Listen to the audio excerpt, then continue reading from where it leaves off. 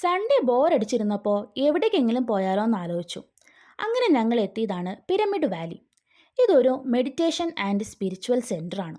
ഇതിനകത്ത് 8 വയസ്സിന് താഴെയുള്ള കുട്ടികൾ അലൗഡ് അല്ല. അതുപോലെ തന്നെ ഫോട്ടോഗ്രാഫിയും അലൗഡ് അല്ല. ഇതിനോട് ചേർന്ന് ഒരു ഷോപ്പിംഗ് സ്റ്റോർ ഉണ്ട്.